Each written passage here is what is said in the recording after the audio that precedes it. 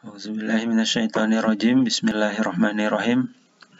Alhamdulillahirabbil alamin wassalatu wassalamu ala asrofil anbiya'i wal mursalin sayyidina Muhammadin wa ala alihi wa sahbihi ajmain. Alhamdulillahirabbil alamin, kita panjatkan puji syukur kehadirat Allah Subhanahu wa taala sehingga pada pagi hari ini kita dapat melanjutkan pertemuan kita pada mata kuliah perkembangan hewan.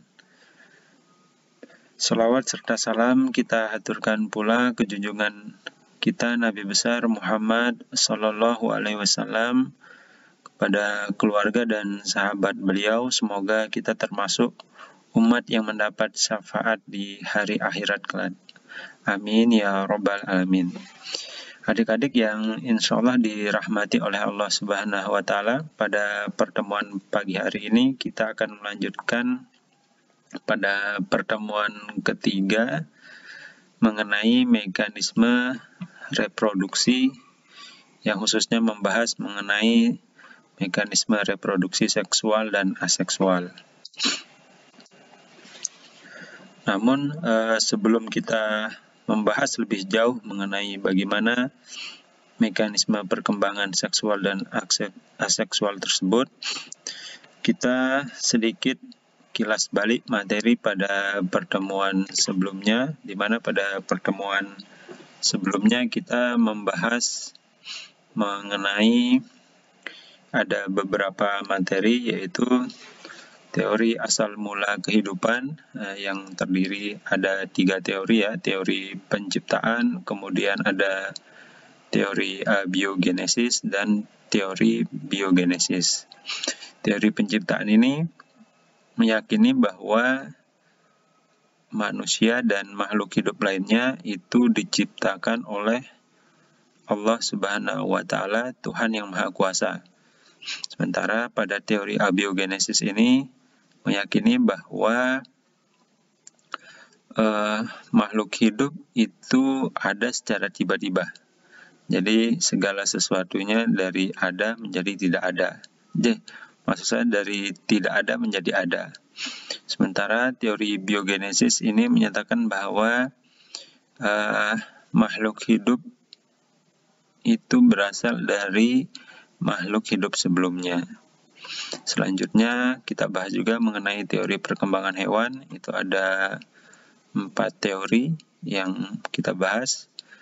Teori preformasi, kemudian ada teori epigenesis, kemudian ada teori rekapitulasi dan teori plasma germinal.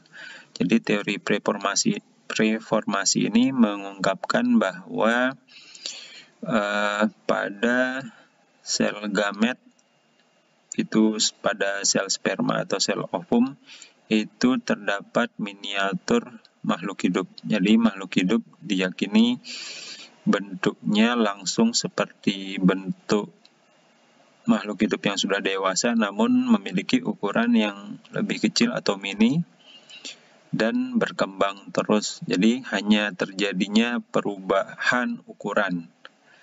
Sementara kalau teori epigenesis itu menyatakan bahwa perkembangan makhluk hidup itu terjadi melalui proses diferensiasi.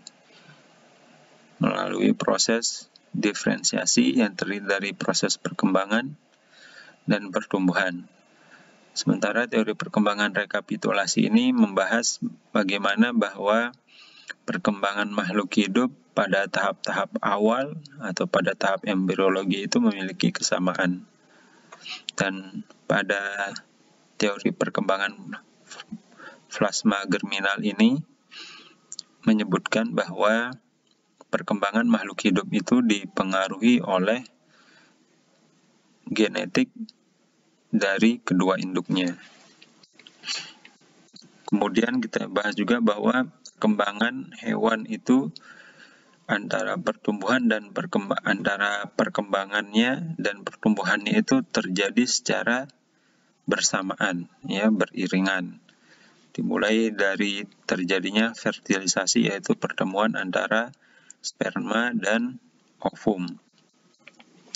Kemudian setelah terjadinya fertilisasi, itu sel menjadi zigot, kemudian terjadinya proses pembelahan sel dari 2 sel, 4 sel, kemudian 8 sel, 16, dan pembelahan selanjutnya sampai terbentuknya gastrula, kemudian sampai terbentuknya blastula, kemudian menjadi gastrula, kemudian setelah gastrula itu ada terjadi pelipatan-pelipatan sehingga dilanjutkan menuju proses organogenesis, yaitu proses pembentukan organ, kemudian proses gametogenesis. Jadi proses gametogenesis ini terjadi di dalam proses organogenesis, yaitu proses pembentukan gamet, ya, gamet jantan dan gamet betina.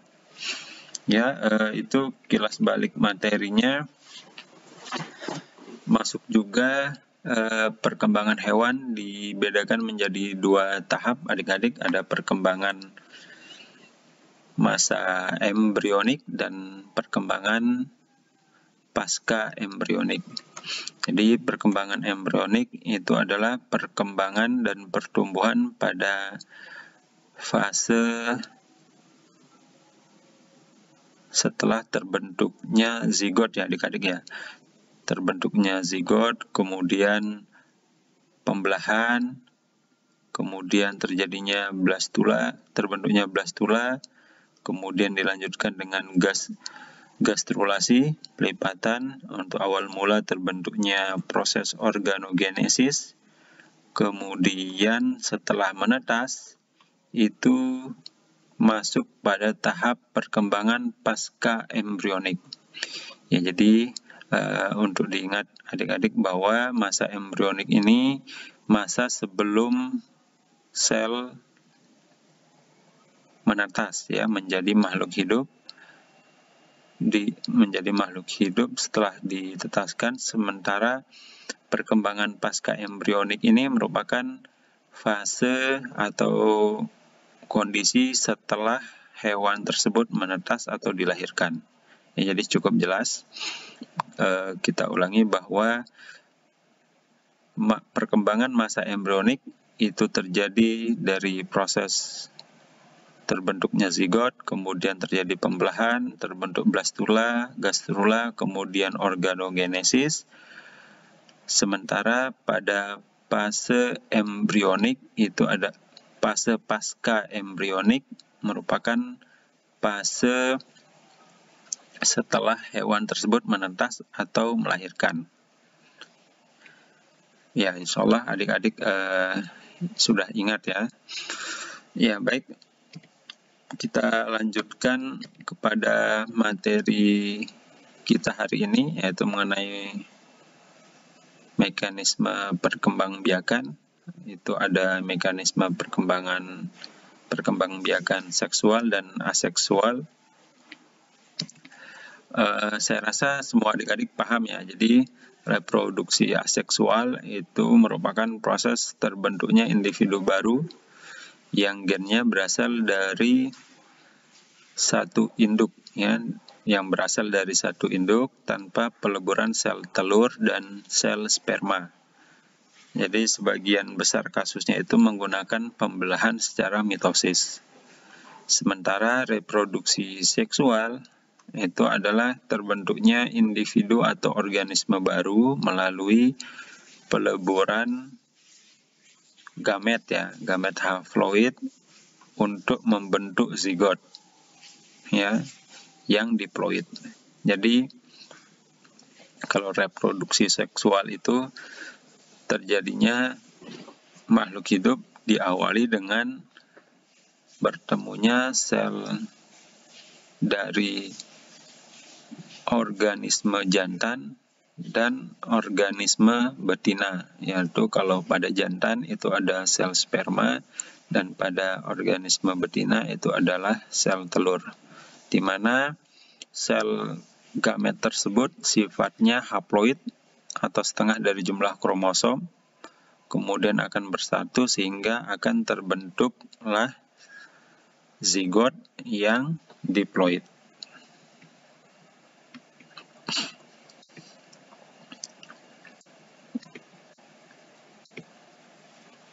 Ya, jadi kalau pada gamet betina itu adalah sel telur ya atau ovum,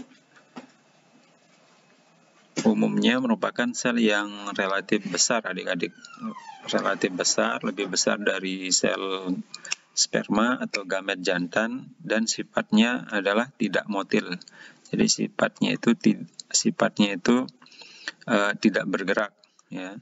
Sementara pada gamet jantan itu spermatozoa umumnya berukuran lebih kecil daripada sel ovum dan memiliki pergerakan ya, karena memiliki ekor, di mana nanti pada kasus umumnya sperma akan mencari sel telur. Reproduksi seksual itu meningkatkan keragaman genetik di antara keturunan yang dihasilkan dengan meningkatkan kombinasi unik gen yang diwariskan oleh kedua induknya. Kemudian dengan menghasilkan keturunan yang genotip dan fenotipnya beragam, dapat meningkatkan keberhasilan survive di lingkungan yang mengalami perubahan. Jadi lebihnya reproduksi secara seksual itu bahwa terjadinya kombinasi materi genetik yang berasal dari individu jantan dan individu betina yang memungkinkan adanya kombinasi spesifik atau kombinasi yang unik antara organisme satu yang dilahirkan dengan organisme yang lainnya, sehingga kemungkinan untuk beradaptasi atau mengalami survive di lingkungan yang mengalami perubahan itu lebih tinggi dibandingkan jika organisme yang berasal dari reproduksi aseksual ya. Jadi karena aseksual itu dia sama persis dengan induknya. Jadi jika ada terjadi perubahan atau lingkungan yang ekstrim atau penyakit, itu biasanya lebih rentan terkena.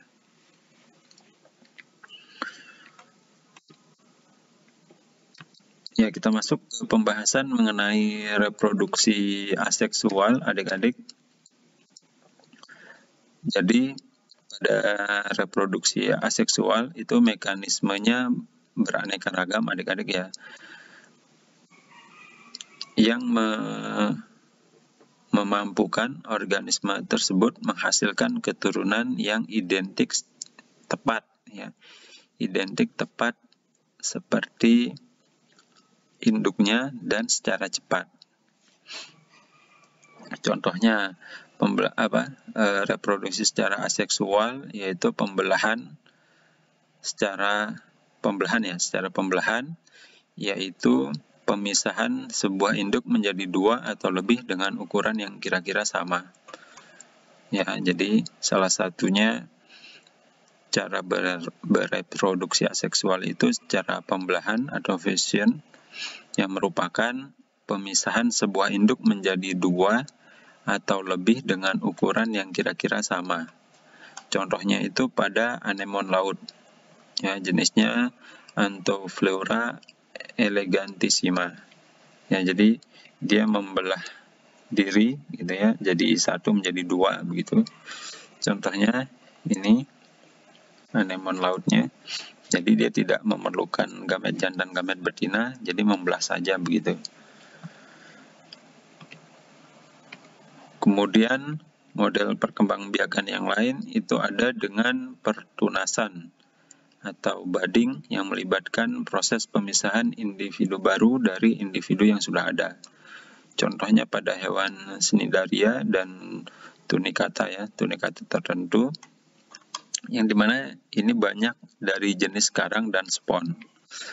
Selanjutnya perkembangbiakan aseksual itu ada melalui fragmentasi, yaitu pematahan tubuh menjadi beberapa bagian dan beberapa atau semuanya berkembang menjadi beberapa individu dewasa yang lengkap. Jadi perkembangbiakan secara fragmentasi ini individu induknya itu mematahkan bagian tubuhnya atau melepas bagian tubuhnya, di mana bagian tubuhnya itu akan melakukan regenerasi membentuk individu baru. Karena perkembangbiakan dengan fragmentasi ini harus didukung dengan kemampuan regenerasi. Ya, contohnya hewan spon, kemudian beberapa cnidaria, kemudian ada Annelida ya, Annelida flicaita. Ini contoh cnidaria. Nah, jadi cnidaria ini siklusnya itu dia itu ada fase menetapnya ya, ada fase medusa, kemudian ada fase polip. Itu dia dapat pada fase polip ini melepaskan bagian tubuhnya dan akan terbentuk organisme baru.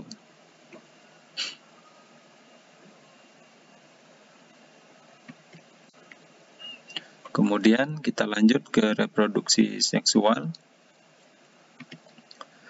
Jadi sebagian besar hewan yang memperlihatkan siklus yang jelas dalam aktivitas reproduksinya biasanya dikaitkan dengan perubahan musim. Sifat periodik reproduksi pada hewan memungkinkan hewan untuk menghemat sumber daya dan menghasilkan keturunan lebih banyak saat energi dan kondisi lingkungan mendukung. Jadi maksudnya bahwa hewan yang melakukan reproduksi seksual itu juga memperhatikan bagaimana perubahan lingkungan di sekitarnya, adik-adik.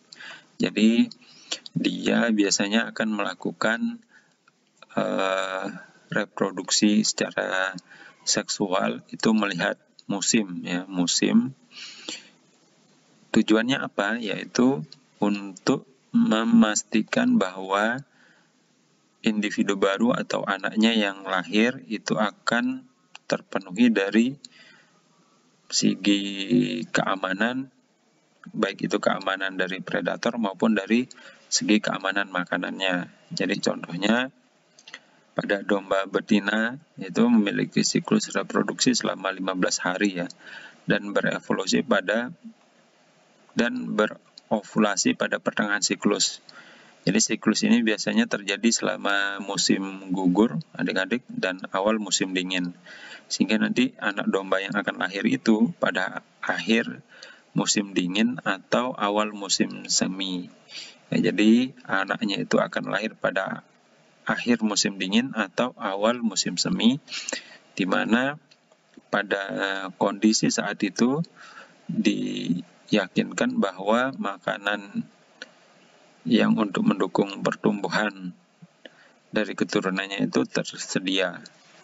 Kemudian dari keamanan lingkungan ya, dari terhindar dari keadaan yang ekstrim begitu.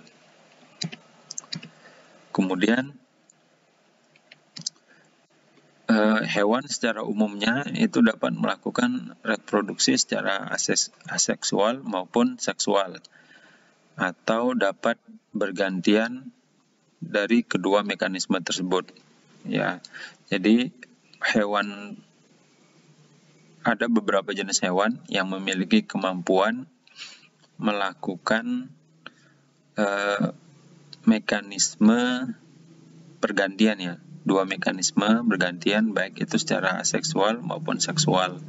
Contohnya pada kutu daun ya, Rotifera dan krustase air tawar itu Dapnia ya, menghasilkan dua jenis telur ya, tergantung pada kondisi lingkungan. Jadi misal dalam 1 tahun jenis telurnya itu dibuahi, tetapi jenis telur yang lain itu berkembang secara partenogenesis atau tidak melalui pembuahan. Jadi partenogenesis ini merupakan proses perkembangan telur tanpa harus dibuahi. Ya, jadi hewan yang dihasilkan itu nanti bersifat haploid. Contoh lainnya yaitu ada lebah madu jantan ya, yang disebut drone biasanya, dan kadal whiptail yang ada di gurun atau padang rumput dari jenis Semidophorus uniparens. Itu dia melakukan parthenogenesis. Ya, ini beberapa jenis hewan yang melakukan parthenogenesis. Namun pada kadal gurun ini, adik-adik, dia itu tidak seperti Dapnia dan lebah madu. Jadi mekanisme parthenogenesisnya itu lebih kompleks.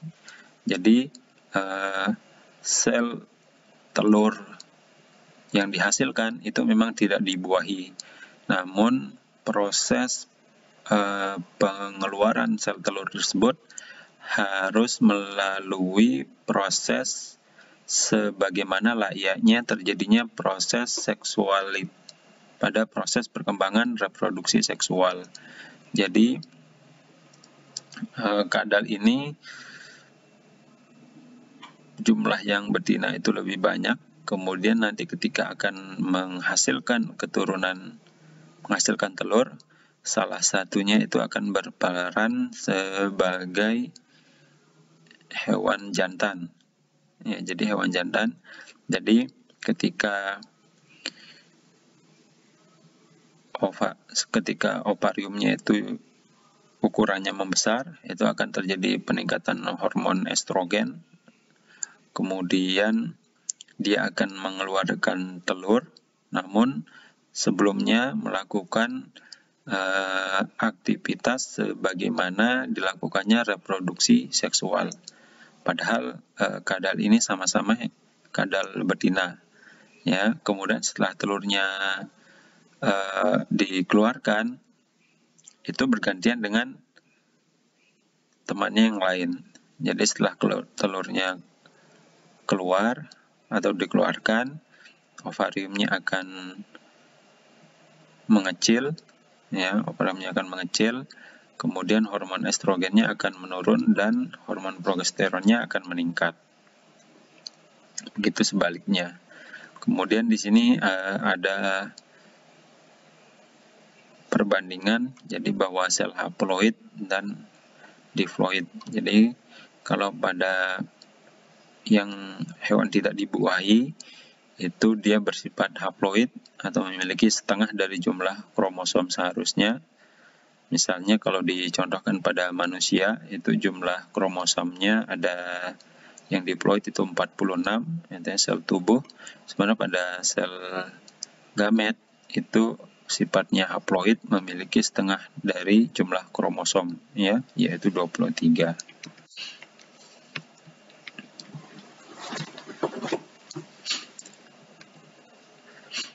Selain itu, untuk mengatasi permasalahan bagi hewan yang sesil atau tidak berpindah-pindah, atau hewan yang bersarang dalam lubang di dalam tanah yang dapat mengalami kesulitan menemukan lawan jenisnya, hewan tersebut mengembangkan mekanisme reproduksi seksual sendiri yang disebut dengan mekanisme hermafroditisme, yang mungkin adik-adik pernah dengar. Jadi hermafroditisme ini merupakan kondisi di mana satu organisme memiliki sistem reproduksi jantan dan sistem reproduksi betina secara bersamaan. Jadi dalam satu individu organisme itu memiliki dua sistem reproduksi, adik-adik.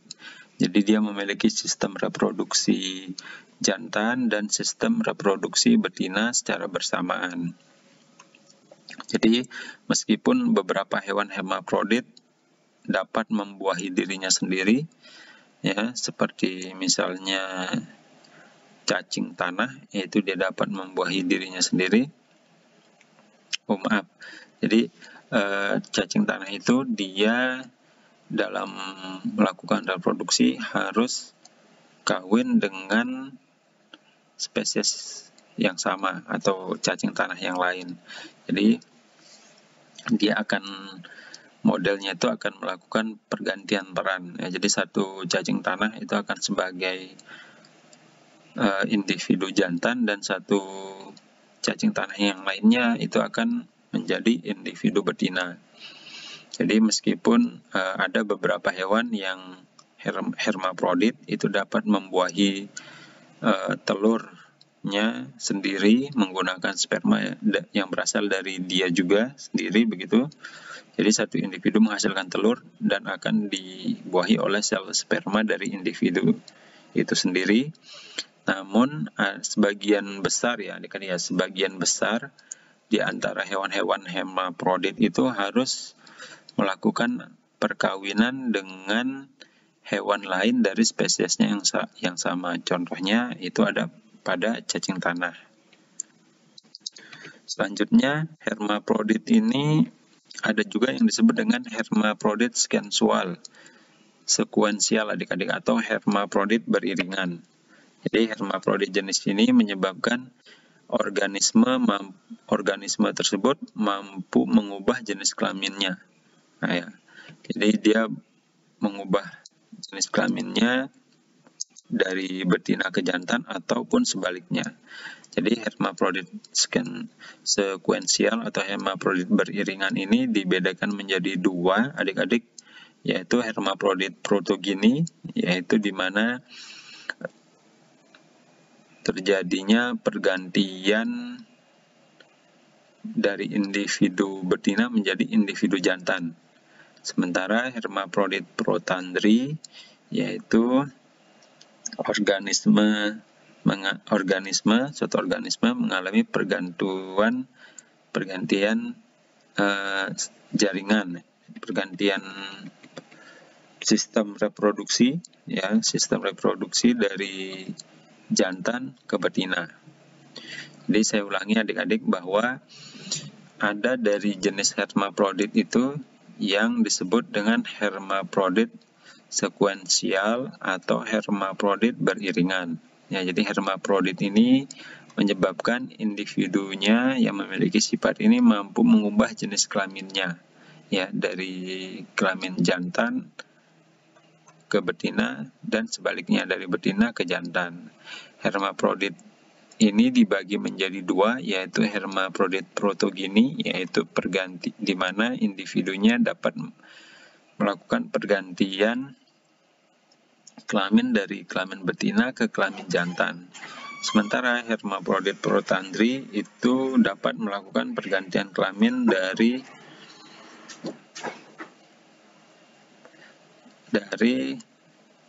kelamin jantan dan kelamin betina. Jadi pergantiannya ini biasanya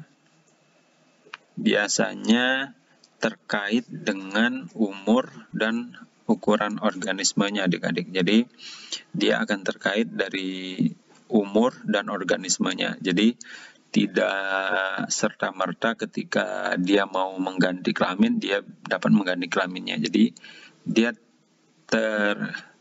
memiliki mekanisme, yaitu sampai pada umur sekian itu dia akan mengganti kelamin, atau pada ukuran sekian itu dia akan mengganti kelamin. Jadi contohnya ada dua.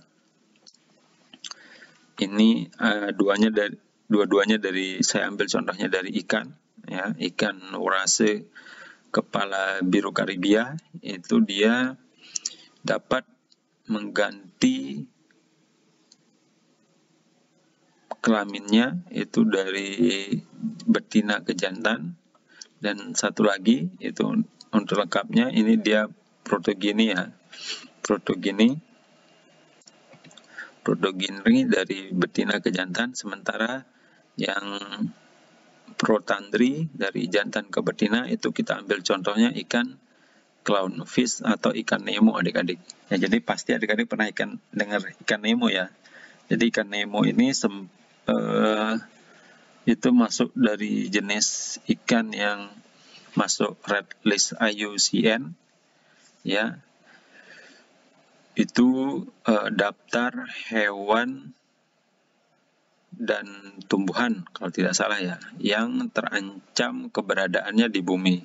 Ya, jadi ikan clownfish atau ikan Nemo ini kan pernah ada filmnya adik-adik kalau yang gemar menonton film, ya. Jadi ada filmnya. Jadi anak ikan itu dia terpisah sama ayahnya, kemudian berpetualang di laut lepas itu mencari ayahnya. Ya seperti itulah jalan ceritanya. Nah, sejak film itu ditayangkan, itu jumlah peminat dari ikan clownfish ini meningkat adik-adik. Jadi meningkat tajam sehingga banyak yang ingin memeliharanya di akuarium. Sementara ikan ini merupakan jenis dari ikan air laut ya, atau air asin, di mana pemeliharaannya itu lebih rumit atau lebih ribet ya, begitu bahasa sederhananya, dibandingkan dengan ikan hias air tawar.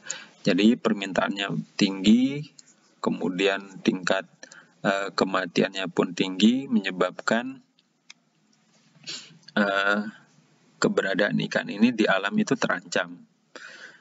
Jadi ikan Nemo ini memiliki mekanisme hierarki yang unik adik-adik ya. Jadi dia termasuk hermaprodit beriringan ya, dia berubah dari jantan ke betina, masuk hermaprodit protandry.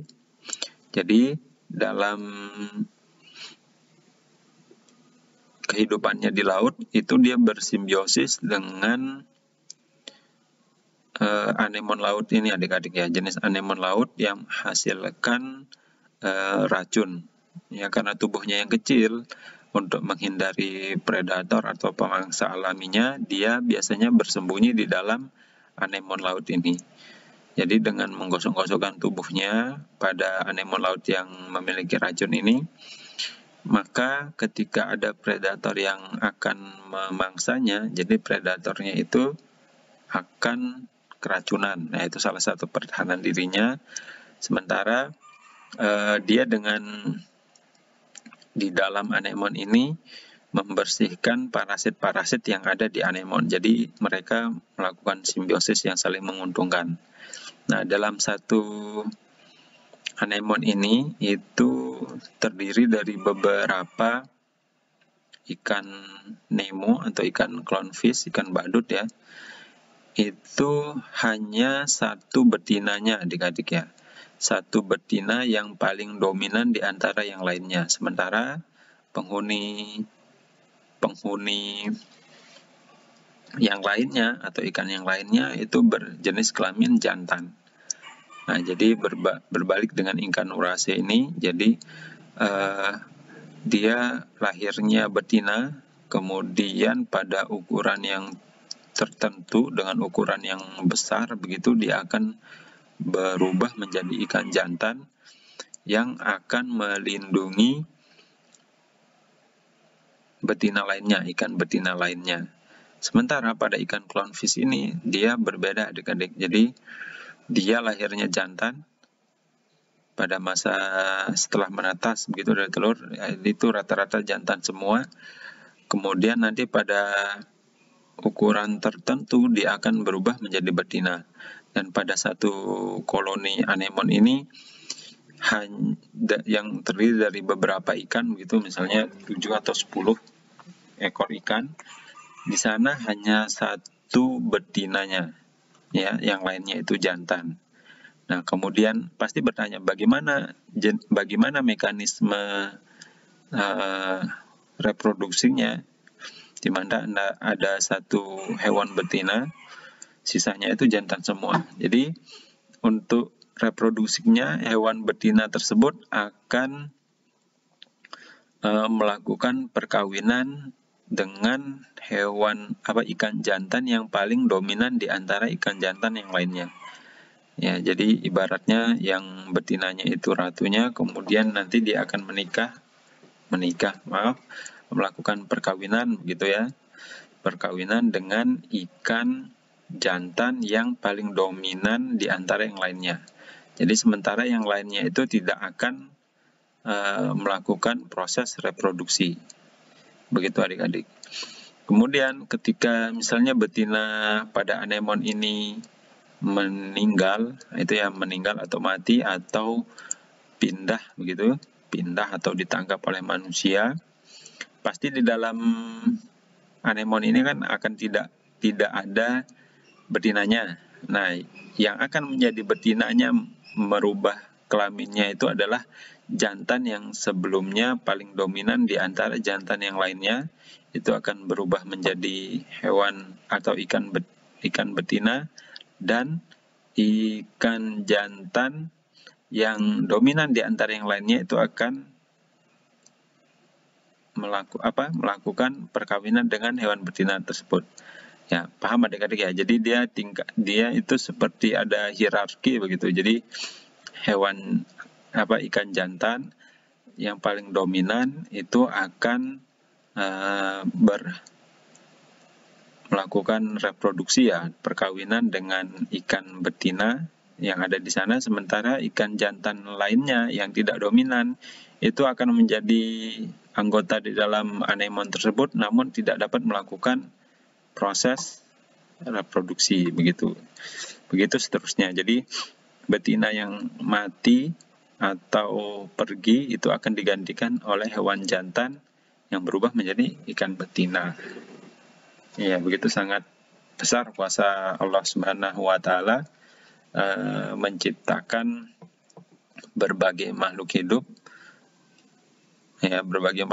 dengan segala keunikannya begitu ya. Jadi kalau adik-adik pikir ya Masya Allah bagaimana Allah Subhanahu wa taala telah menciptakan masing-masing makhluk hidup untuk bagaimana mempertahankan kehidupannya di bumi ini. Demikian pertemuan kita pada pertemuan 3 kali ini yang membahas mengenai mekanisme reproduksi ya, yaitu ada mekanisme reproduksi seksual dan aseksual. Akan kita lanjutkan pada pertemuan selanjutnya yang membahas mengenai proses gametogenesis ya, pembentukan gamet, baik itu pada organisme jantan yaitu ada spermatogenesis, dan pada organisme betina itu oogenesis ya.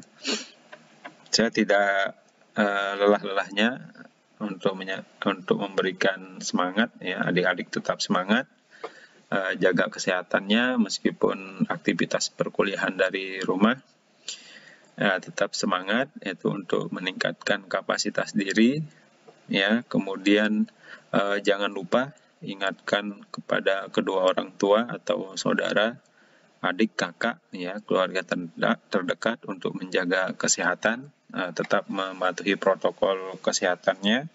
Jangan lupa cuci tangan ya, menggunakan sabun, dan makan makanan yang bergizi adik-adik ya. Dan bahwa Allah itu tidak membebani seseorang melainkan sesuai dengan kesanggupannya. Ini sering saya ulangi, itu saya sangat suka sekali bahwa adik-adik itu tetap harus optimis, apapun kondisinya yang sekarang adik-adik alami, tetap semangat begitu ya. Insya Allah Allah punya rencana yang indah pada waktunya.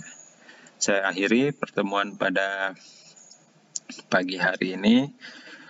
Wabillahi taufiq wal hidayah. Wassalamualaikum warahmatullahi wabarakatuh.